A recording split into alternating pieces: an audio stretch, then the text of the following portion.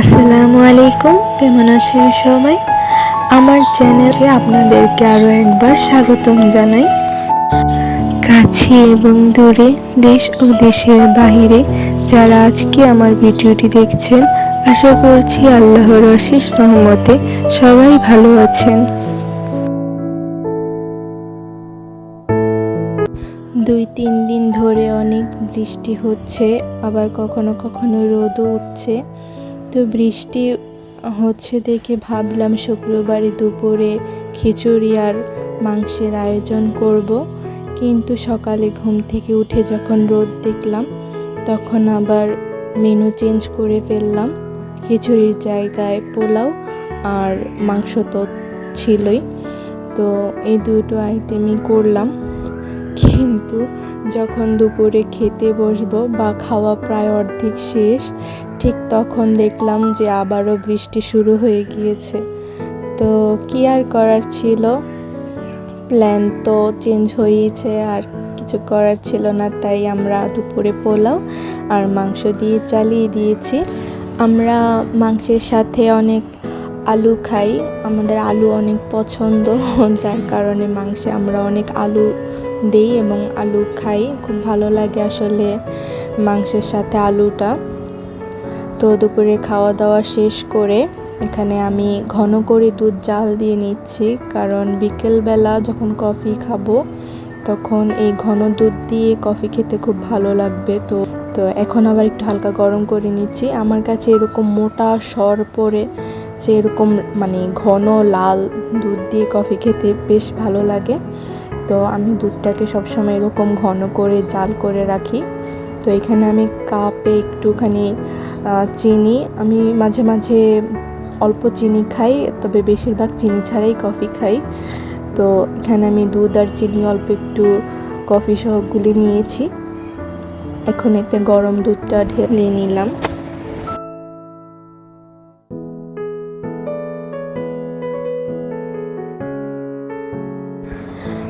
ভিডিওতে কাপটা একটু বড় দেখাচ্ছে, তবে কাপটা এতটা বড় না। আমি এত কফি খাই না, আমি অল্প কফি খাই, কারণ তাহলে আবার রাতে ঘুম হয় না। তো এখন কফিটা খেয়ে নিব। সন্ধ্যাবেলায় আমরা বাহিরে বের হয়েছি, আমার বাবার বাসায় যাব। প্রায় প্রতি শুক্রবারেই যাওয়া হয়, তবে মাঝে মাঝে আবার যাওয়া হয় না। তো এই শুক্রবারে আমরা গেলাম। আর এই যে এখানে তারা বাবা মেয়ে ম্যাচিং করে ড্রেস পরেছে। আর এই যে দেখুন আমাদের মানে বাসা থেকে এটা একটু সামনে এই দোকানটা। আমার মেয়ে সব সময় এই দোকানটার সামনে যেতে খুব পছন্দ করে, কারণ দোকানটাতে যে লাইট জ্বলে এটা তার খুব পছন্দ। তো এই যে এখন বাবার বাসায় উঠে যাচ্ছি। আমাদের বাসা থেকে আমার বাবার বাসা মাত্র 5 মিনিটের দূরত্বে, তো আমরা চাইলেই যখন খুশি প্রয়োজন মতো চলে আসতে পারি। তো বাবার বাসায় আসার পর অনেক ফল ফ্রুট অনেক কিছুই দিয়েছিল, কিন্তু সেগুলো ভিডিও করতে একদমই মনে ছিল না, ভুলে গিয়েছিলাম। আম্মুকে বললাম আমার দুঃখের কথা যে খিচুড়ি খেতে পারিনি। তো আম্মুরা খিচুড়ি রান্না করেছিল, সেখান থেকে অল্প একটু ছিল, তো আমাদেরকে দিল, জাস্ট মেয়ের মনের আশা পূরণ করলো।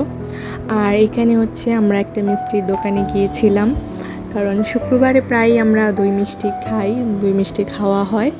তো বাসার জন্য মিষ্টি এবং দই নিয়ে নিলাম। তো আমরা এখন দই মিষ্টি খাবো।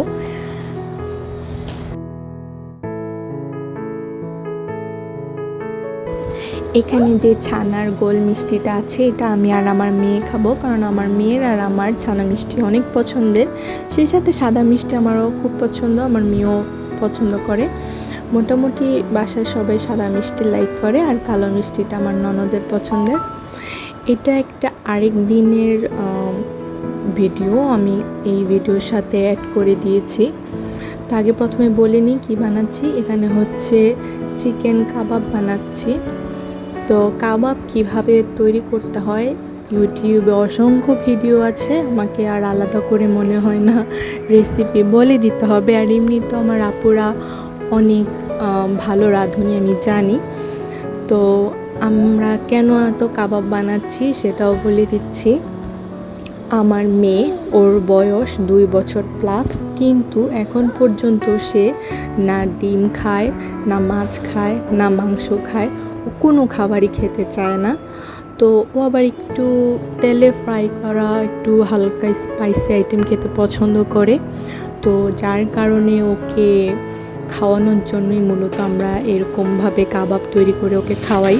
তো এই যে এখানে কিছু ভাজলাম আর বাকিটা ডিপ ফ্রিজে রেখে সংরক্ষণ করে দিলাম। এখন শেয়ার করতে চলেছি একটা DIY। এটা আমার মেয়ের বার্থডেটের উপরে আমি একটা কি বলে এটাকে, ওয়ালমেটের মতো আর কি তৈরি করেছি। এগুলো আসলে হুক আর্ট দিয়ে করে। আমি যেহেতু মানে সেলাই করার আমার খুব একটা সময় নেই, তাই আমি কলম এবং মার্কার এবং জন রং আর ক্লে দিয়ে ডেকোরেট করেছি। তো প্রথমে আমি এখানে একটা কার্ডবোর্ড নিয়েছি, সেটা সাইজ মতো কেটে সেটাতে A4 পেপার গ্লু দিয়ে লাগিয়ে নিয়েছি। তারপর চারপাশে আমি যে ব্ল্যাক কালারের বর্ডারটি রয়েছে, এই ব্ল্যাক কালার বর্ডারটা আমি কালো জল রং দিয়ে করেছি, যাতে এটা একটা ফ্রেম লুক দেয়। তারপর এখানে আমি এই যে ক্লে দিয়ে ফুল বানিয়ে, পাতা বানিয়ে একটু হালকা ডেকোরেশন করে নিয়েছি। এখানেও আমি একটু মিক্স কালার দিয়ে একটা গোলাপ ফুল বানিয়ে লাগিয়েছি। আর এটা তো আমার মেয়ের বার্থডে মান্থের একটা ক্যালেন্ডারের মতো আমি এঁকে নিয়েছি। এখানে আমার মেয়ের নাম, আর এখানে একটা ছোট্ট মেসেজ আমাদের বাবা মায়ের পক্ষ থেকে। আর এখানে আমাদের দুজনের হাতের আঙ্গুলের ছাপ দিয়ে একটা লাভ ক্রিয়েট করেছি, হাতে আঙুলে রং লাগিয়ে তারপর এখানে ছাপ বসিয়ে দিয়েছি। আর এটা তো অবশ্যই আমার মেয়ের হাতের ছাপ। তো ওয়ালমেটটি কেমন লেগেছে প্লিজ কমেন্ট করে জানাবেন। তো এই ছিল আমার আজকের একটা DIY।